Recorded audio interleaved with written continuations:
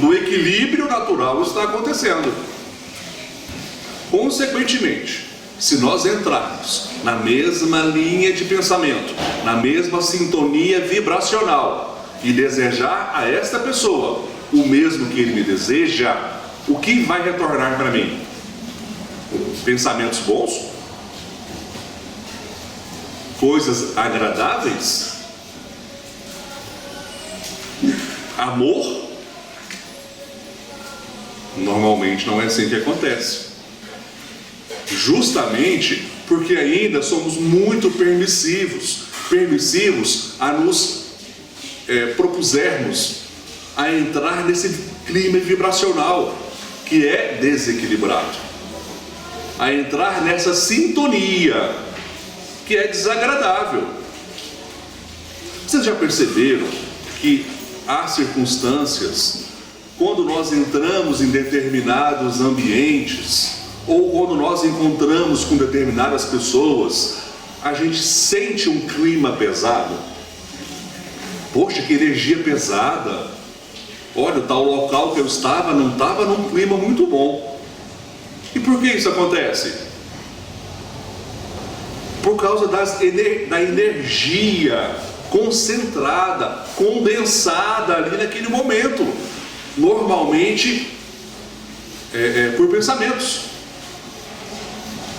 E quando nós estamos numa outra faixa de sintonia, que nós nos aproximamos, a gente sente essa energia negativa. Assim é, por exemplo, os nossos anjos guardiães. Nosso anjo guardião nos aproxima de nós quando há essa receptividade. Meus amigos,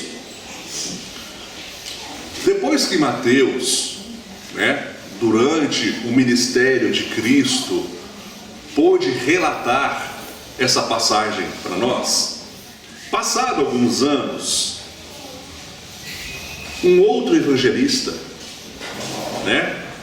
chamado, também conhecido como o médico amado, o jovem evangelista Lucas, passado alguns anos da passagem do Cristo aqui na terra, ele também transcreveu algumas passagens evangélicas, mais especificamente lá no capítulo 6 do Evangelho de Lucas, que ele inicia esse capítulo com alguns questionamentos que são de extrema importância, tem grande relevância para o nosso aprendizado, para as nossas reflexões. E é em cima delas que eu quero refletir algumas coisas na manhã de hoje, no nosso estudo de hoje. Eu falei noite porque ontem eu dei palestra à noite, gente. Desculpa, tá? Então, Jesus, novamente, próximo às pessoas ali, aquele aglomerado de pessoas, dirigiu-se a essas pessoas e perguntou: se vocês apenas demonstrarem afeto àqueles que vos dedicam carinho, como vocês poderão aprender o valor do amor? Considerando que há entre nós indivíduos de índole questionável, que nutrem um apreço nem sempre para aquilo que é afetuoso. O que Jesus quis dizer foi: como que você vai aprender o valor do amor amando apenas quem te ama? E aquele que não nutre um apreço afetuoso? E aquele que nutre um sentimento de inveja? Aquele que nutre um sentimento de desconfiança? Aquele que nutre um sentimento de indignação, de descontentamento? A essas pessoas, Aulos, eu não me relaciono, eu procuro não me envolver. Imagina se Cristo agisse dessa forma. Quantos perseguidores Cristo tinha? Quantas pessoas não acreditavam no mestre Nazareno, o rei prometido, aquele que vinha ocupar o trono, que vinha salvar as pessoas? se nós tivermos um olhar de compaixão apenas para aqueles os quais temos afeição, como vamos aprender o amor universal? Que é o amor ensinado pelo Cristo. Por isso que alguns anos antes de Cristo, nós tivemos também um missionário, Moisés. E ele, como médium, recebeu então a intuição. Escreveu lá os 10 mandamentos, não é isso? Quantos de nós conseguimos cumprir à risca pelo menos 5 dos 10 mandamentos? Só 5. 3. 1. Então, meus amigos, veja que alguns anos depois Jesus veio para fortalecer o quê? Esses ensinamentos, contribuir principalmente com seus exemplos, nos mostrando, entre outras situações, que se apenas retribuirmos o bem àqueles que o praticam, como que eu posso reconhecer o mérito? Considerando que no meio entre nós há pessoas de condutas questionáveis. Aulos, quando eu desencarnar, pela graça do nosso Senhor Jesus Cristo, eu vou para o nosso lar. Vou para o nosso lar? Mas eu só quero viver com pessoas boas. Não vai passar nem pelo Fabiano de Cristo ali um pouquinho? Gente, se eu não sei conviver entre os diferentes, entre as diferenças, porque da mesma forma que eu questiono o comportamento do meu companheiro, eu posso ser questionado. A minha conduta pode ser questionada. Não é verdade? Porque todos somos falíveis. Não é isso? Então, Lucas, quando apresentou essas passagens de Cristo, é para que nós consigamos fazer um trabalho de autorreflexão, de olhar para nós mesmos. E em cima desse olhar, em cima dessa análise, nós podemos fazer uma linha de conduta com a ética cristã.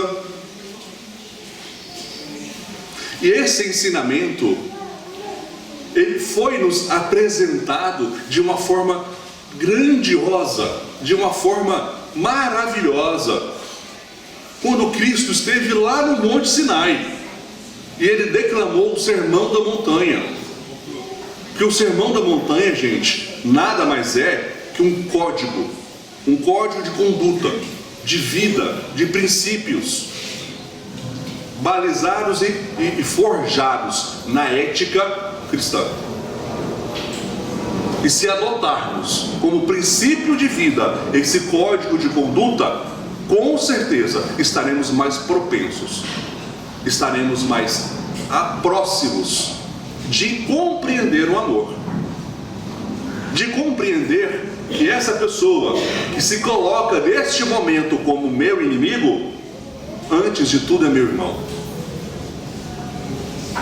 Antes de tudo merece piedade, assim como eu quero que sejam piedosos comigo. Se eu quero ir para o nosso lar, por que o meu irmão não pode ir para o nosso lar? Qual é a passagem que me garante a chegada até nosso lar? E é essa análise, gente, que eu quero que a gente comece a entender. Lá no Evangelho, ainda no capítulo 12, Fénelon, ele traz um ensinamento muito importante em cima do que a gente está falando. Fénelon fala assim, ele enfatiza que devemos amar, sobretudo, principalmente aqueles que nos causam indiferença, porque nós, como seres humanos, falíveis, nessa seara de aprendizado que nós estamos desenvolvendo nessa atual reencarnação, nós temos um hábito de pré-julgarmos. Nós criamos preconcepções de valores, de julgamentos, não é verdade? E criamos muitos fatores mentalmente. Nós mesmos somos responsáveis pelas nossas próprias dificuldades. E Fédero disse assim, Cristo, que deve servir de exemplo, nos demonstrou total abnegação, como missionário do amor, sabe? E como doação da sua própria vida, para nos ensinar o exemplo de amar os vossos inimigos. Eu acho que essa é a máxima que eu, enquanto espírito encarnado aqui na Terra, consigo entender e demonstrar como significado de amor ao próximo, amor aos seus inimigos. Porque antes de levar a estocada final, Cristo orou para Maria e disse: Pai, perdoe, eles não sabem o que fazem. E nos perdoou aos algozes que estavam crucificando.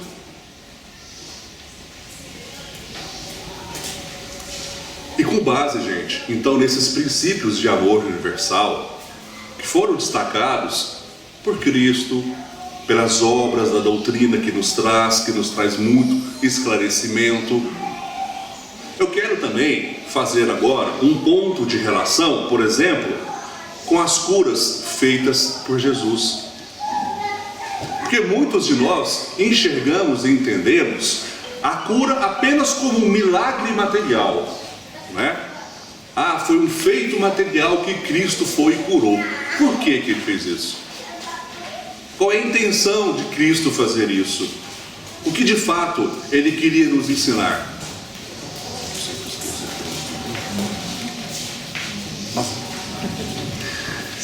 Então, porque eu começo a falar, gente, eu empolgo e eu fui embora, hein? Vamos lá. Então olha só, nós sabemos que Jesus curou os leprosos, não foi? Curou os cegos, os paralíticos, curou os doentes, andava entre as pessoas necessitadas. Qual é a lição que nós podemos tirar disso? Olha que interessante, tá? Vamos pegar de novo lá em Mateus o aprendizado relacionado à cura do paralítico de Cafarnaum. Mateus fala assim, e entrando em um barco, passou para o outro lado e chegou à sua cidade. Atravessou de um lado para o outro. E eis que lhe trouxeram um paralítico deitado em um leito.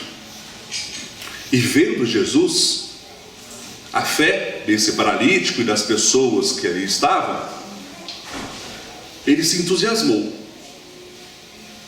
E então referiu-se a Jesus: tendes ânimo? E o paralítico, sem ter muitas palavras para continuar essa conversa com Cristo, disse: não me sinto bem. Cristo disse a ele: tendes ânimo e levanta-te. Perdoa os que te perdoaram, e você será perdoado.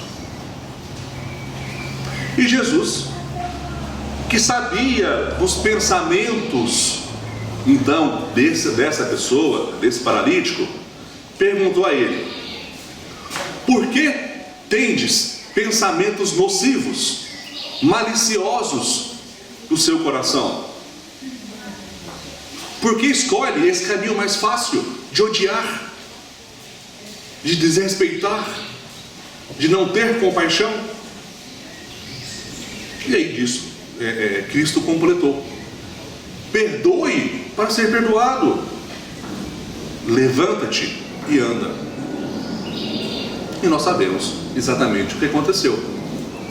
Gente, o que eu quero trazer para vocês em relação a essa passagem da cura do paralítico é que essa passagem ela se relaciona com um ensinamento muito importante, muito nobre que Cristo nos trouxe, que é exatamente quando ele disse para o paralítico: por que tendes no seu coração pensamentos maliciosos? Se nós formos buscar na concepção das palavras, o que é o mal? Mal é a ausência do bem. E o que é o bem? É o amor. E aí eu recorro às palavras do padre Fábio de Mello, que eu uso muito isso para minha esposa. Eu digo assim para ela, quando ela está brava comigo, não sei por que ela fica brava, mas eu falo assim: olha, esposa, Michele o nome dela, eu falo: olha, onde tem o sentimento amor, não tem espaço para outro sentimento. Nós devemos sempre nutrir o amor. E como que nós vamos nutrir o amor? É com pensamento de vingança? É com pensamento de raiva, de rancor? É deixar o perdão, ou melhor, dar espaço à mágoa e não perdoar? Não trabalhar o perdão dentro de nós?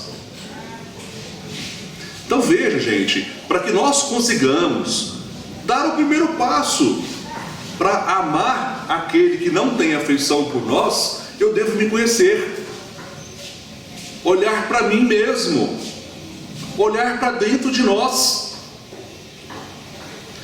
Eu vou deixar um pouquinho o protocolo e quebrar os protocolos como sempre eu faço e contextualizar isso no momento atual que nós estamos vivendo. Nós estamos vivendo uma situação muito dolorosa e muito triste de guerra, de intolerância, de incompreensão, de falta de amor e compaixão para com o próximo. Os motivos dos quais não vem ao caso aqui neste momento, mas precisamos entender que para esses momentos e essas situações serem superadas, eu preciso ter dentro de mim o sentimento amor.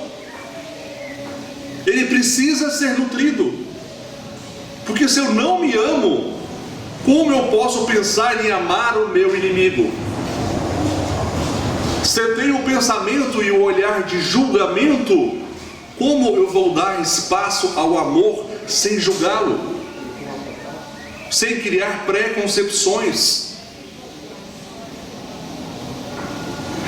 Vindo para cá agora, eu ouvi uma palestra de Dival, e ele disse o seguinte: é muito fácil, nós estamos aqui no conforto dos nossos lares, julgando os países que estão em guerra.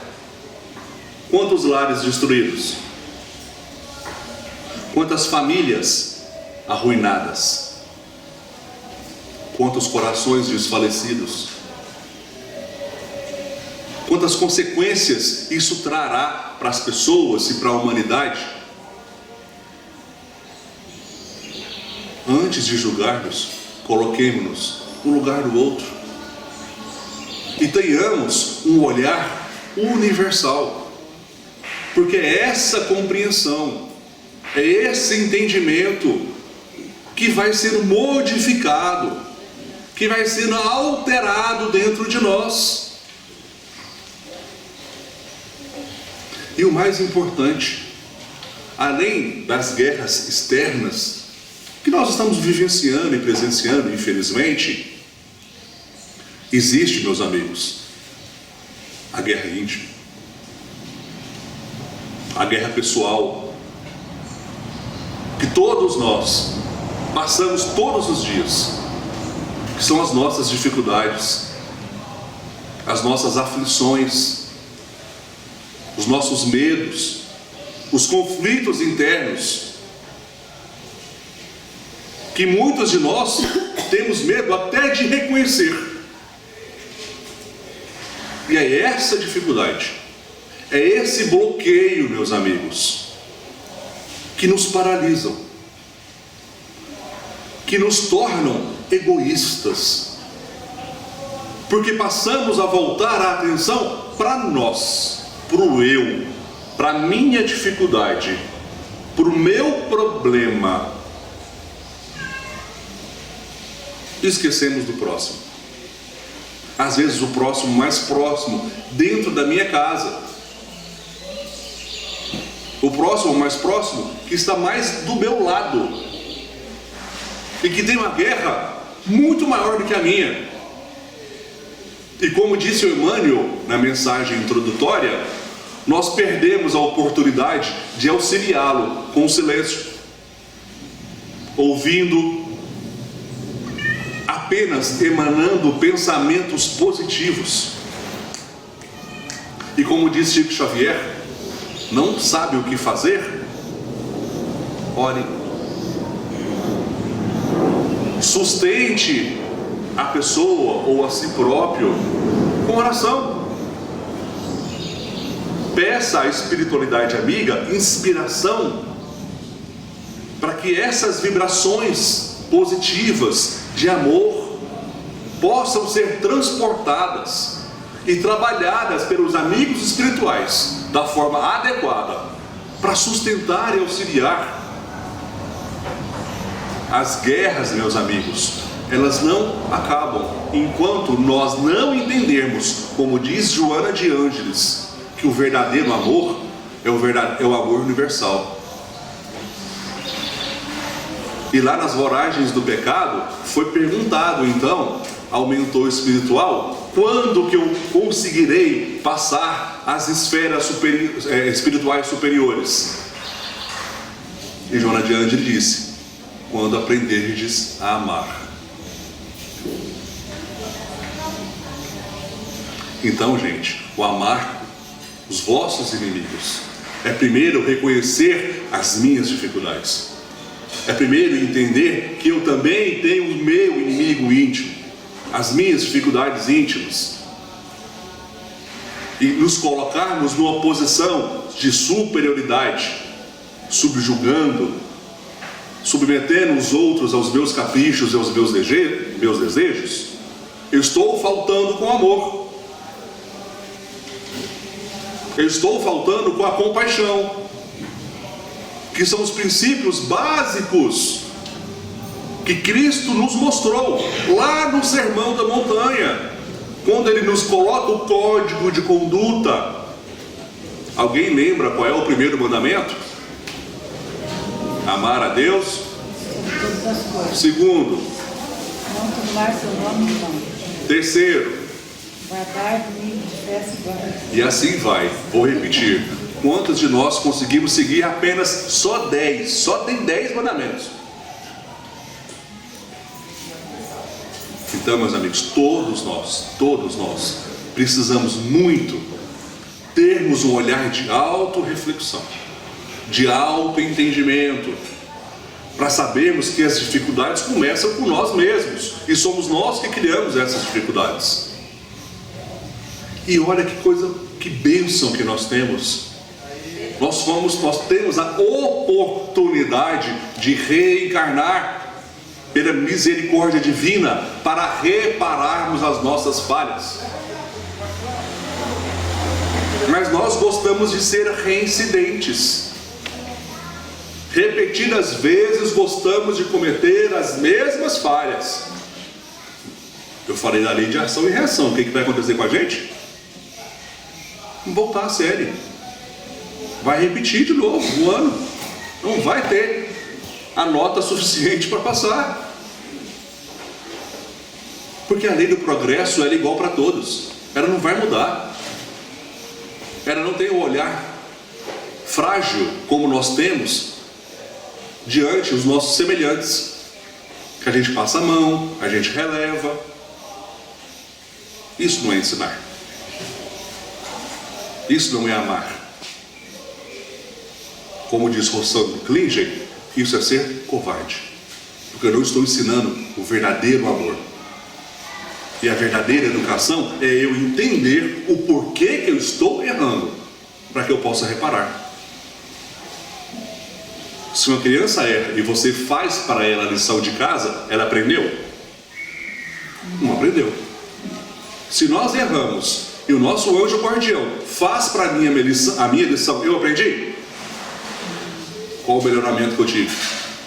Qual o mérito? Por isso que a doutrina nos ensina uma coisa tão importante, que chama meritocracia. Tem que ter mérito, conquista própria, é o bônus hora. Ah, eu quero ir para casa, nosso lar. Quantos bônus horas eu tenho? Clareço deixa muito claro lá, né? André Luiz, eu quero falar, mandar uma mensagem para minha família. Você tem mérito para isso? O que você fez para merecer? Por que o seu pedido é diferente do outro? Então, falando em André Luiz, e eu tenho somente alguns minutinhos, eu quero trazer uma palavra, uma mensagem de André Luiz, né? Que é muito adequada e propícia para o momento agora, para nós finalizarmos. Vamos lá. Aqui, ó. Não, aqui não, aqui. Lá no livrinho que chama-se Agenda Cristã. É um livrinho que muitas pessoas conhecem, até utilizam no culto, né? Porque são mensagens simples, muito esclarecedoras. André Luiz começa assim, ó: que a vida física é uma escola abençoada é insofismável, mas se você não se aproveitar dela a fim de aprender suficientemente as lições que se destinam ao seu engrandecimento espiritual, em nada lhe valerá o ingresso no aprendizado humano. Que o caminho do bem é laborioso e difícil, não parece dúvida. No entanto, se você não se dispuser a segui-lo, ninguém o livrará da perigosa influência do mal. E todos nós somos influenciados. Nós ainda temos essa tendência ao mal. Por isso estamos num planeta de provas e expiações. Que a felicidade eterna é realização superior, fora dos quadros transitórios da carne, é incontestável. Contudo, se você deseja perseverar no campo dos prazeres fáceis e no campo dos prazeres inferiores, das esferas mais baixas, dentro dela você perambulará indefinidamente. A escolha é sua. Todos nós temos o livre-arbítrio. Que Deus está conosco em todas as circunstâncias é verdade e indiscutível. Todavia, se você não estiver com Deus, ninguém pode prever até onde descerá o seu espírito nos domínios da intranquilidade e das sombras. É evolução, gente. É evolução espiritual. Depende de nós mesmos. Depende de mim. Depende do quanto eu vou assimilar essas lições, do quanto eu vou praticar esses ensinamentos. Bom, meus amigos, era isso que eu queria falar hoje, amanhã de vocês. Eu quero agradecer a todos pela atenção, pelos olhares de sustentação, que todos possam permanecer na segura companhia de Jesus. Tenham um ótimo final de semana. Muito obrigado.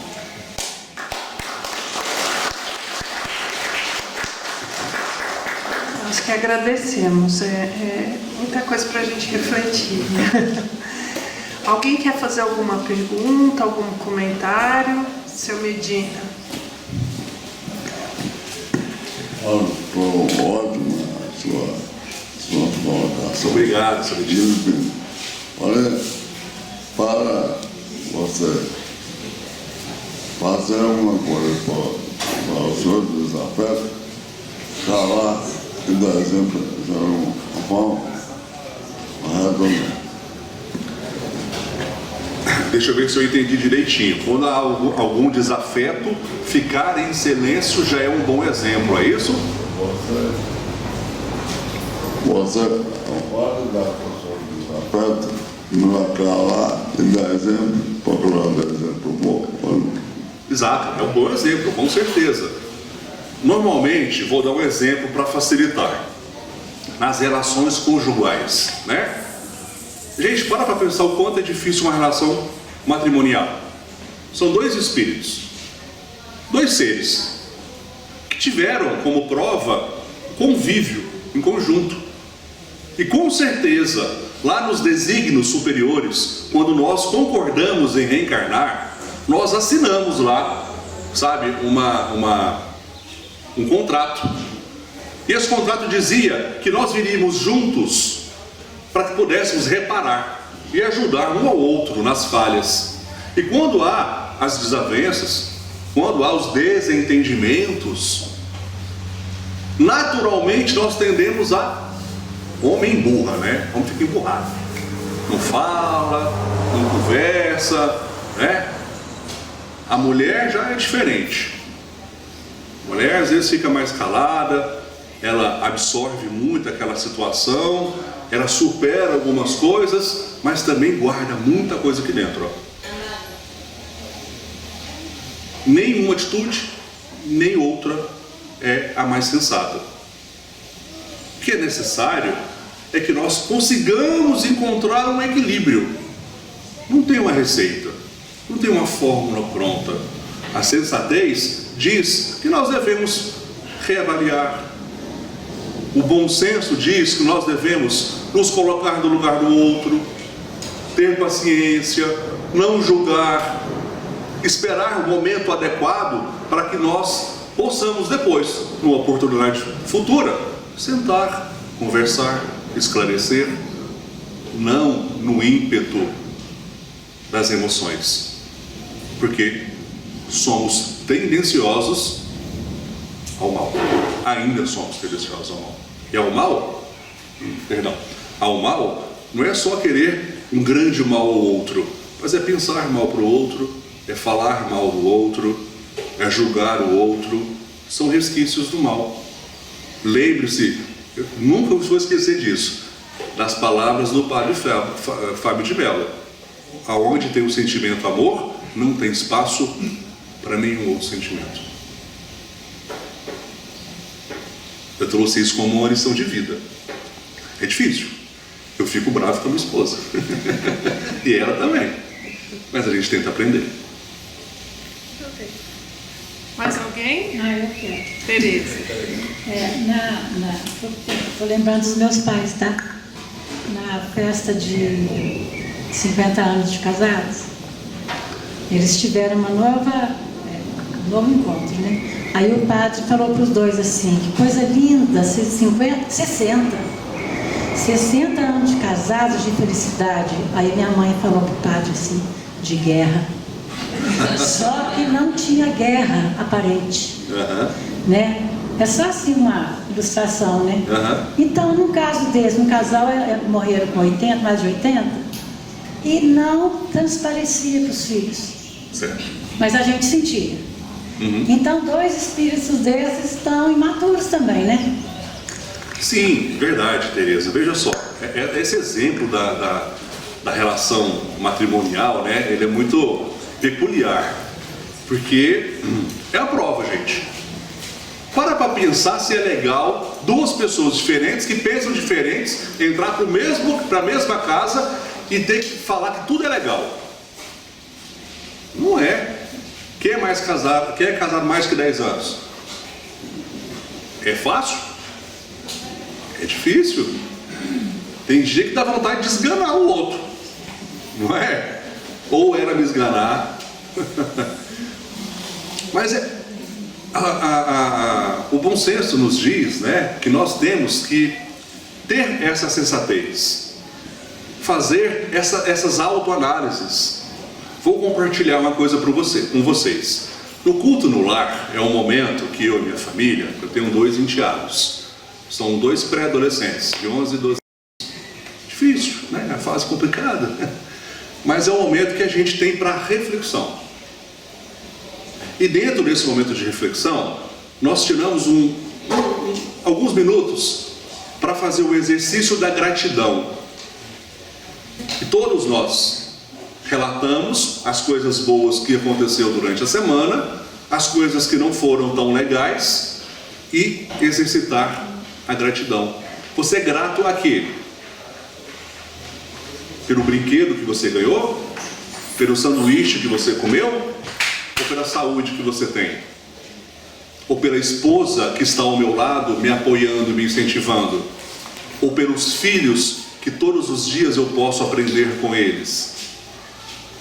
Se começarmos então a ter essa prática, a fazer esse exercício, vamos começar a desenvolver mais fraternidade, sabe? Um olhar diferente, menos crítico, e vamos conseguir desfazer aqueles julgamentos que muitas vezes a gente tem.